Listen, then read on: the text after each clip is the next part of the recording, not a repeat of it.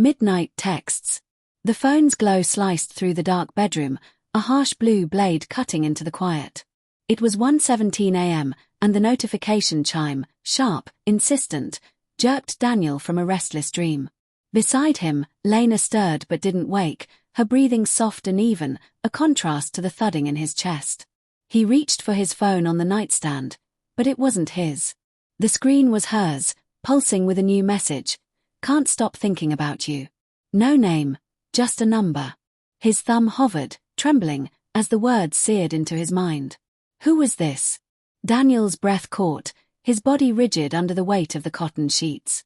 The bedroom, once a sanctuary of muted greys and warm lamplight, now felt claustrophobic, the air thick with unspoken questions. He glanced at Lena, her dark hair fanned across the pillow, her face serene.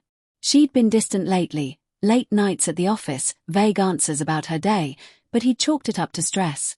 Her promotion to senior editor had come with longer hours, after all. Or so she'd said. His stomach churned, a sour mix of doubt and denial.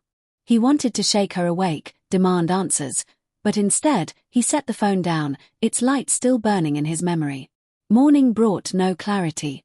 The kitchen smelled of burnt toast and brewed coffee, the routine of their Saturday ritual now tinged with unease. Lena stood at the counter, slicing strawberries, her movements precise but distracted. "You're quiet," she said, not looking up, her voice light but edged with something Daniel couldn't place. Was it guilt? Deflection? "Just tired," he lied, stirring sugar into his mug, the spoon clinking too loudly against the ceramic. He studied her, the way her fingers tightened around the knife, the faint crease between her brows. "Work still crazy?" he asked, testing the waters. She nodded, eyes flicking away. "Always is." The answer was too quick, too practiced. He swallowed the urge to press further, but the text's words clawed at him, "Can't stop thinking about you." The day dragged, each moment heavy with suspicion. Daniel tried to focus on mundane tasks, mowing the lawn, answering emails, but his mind looped back to that message. He'd checked her phone again while she showered, scrolling through the thread. Cryptic texts, late-night timestamps, no name saved. "Meet me at the usual spot. Miss your laugh." Each one was a needle, piercing the fragile trust he'd built over 8 years of marriage. He wanted to believe there was an innocent explanation, a friend, a colleague, but the secrecy gnawed at him. Why hide it? Why no contact name? By evening, the tension was unbearable. They were due at a work event for Lena's publishing house, a glitzy gala at a downtown hotel. Daniel dressed in silence, tugging on his tie as Lena slipped into a black dress that hugged her curves. She looked beautiful, but the sight stirred a mix of longing and resentment. "You okay?" she asked, catching his gaze in the mirror. Her tone was soft, but her eyes searched his, as if sensing the storm brewing beneath his calm. "Fine," he said, forcing a smile. He wasn't fine. He was unraveling. The gala buzzed with clinking glasses and forced laughter, the ballroom aglow with chandeliers that cast golden light across polished floors. Daniel clung to his whiskey, scanning the crowd as Lena mingled. She was magnetic, laughing with authors and editors, her charm effortless. But then he saw her linger with a man, tall, mid-40s, with a sharp jawline and an easy smile. Ethan, her boss. Daniel's grip tightened on his glass. Ethan's hand brushed Lena's arm, a touch too familiar, too prolonged. She didn't pull away. Daniel's pulse roared in his ears, drowning out the chatter. He crossed the room, weaving through suits and sequins, his eyes locked on them. As he approached, Ethan's wife, Claire, appeared, her smile tight and her gaze icy.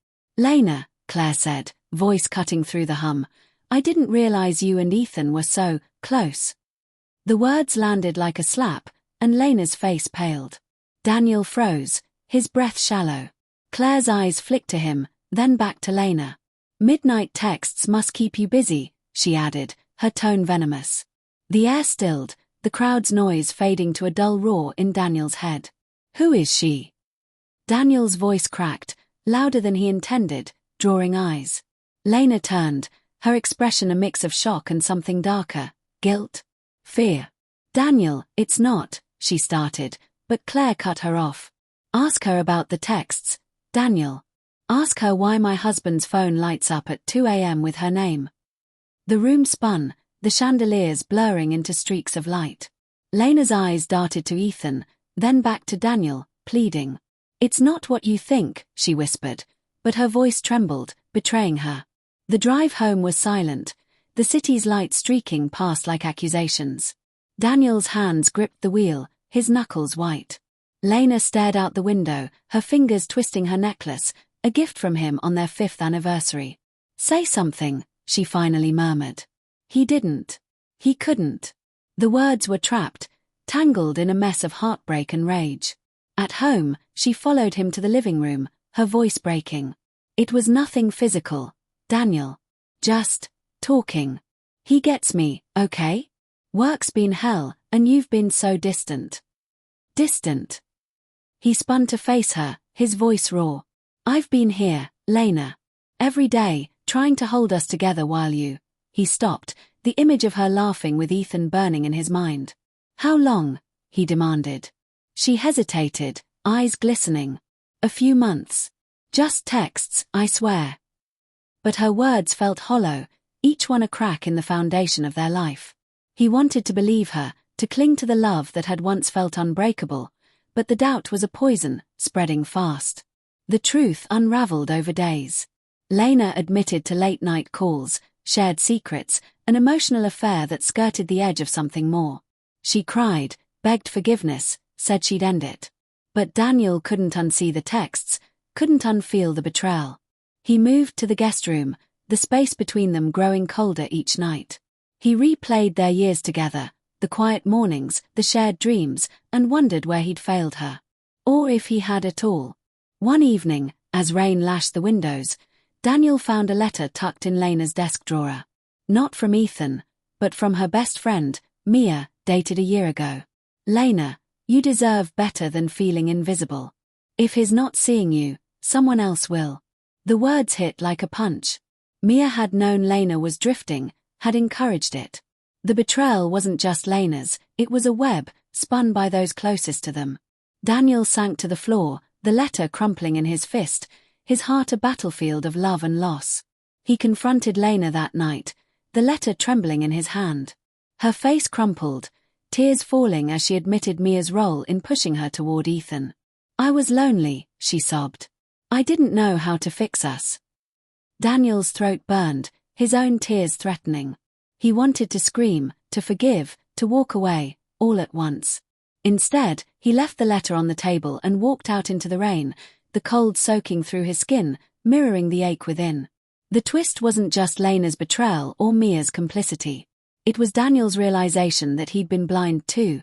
Blind to her loneliness, blind to the cracks forming long before the texts.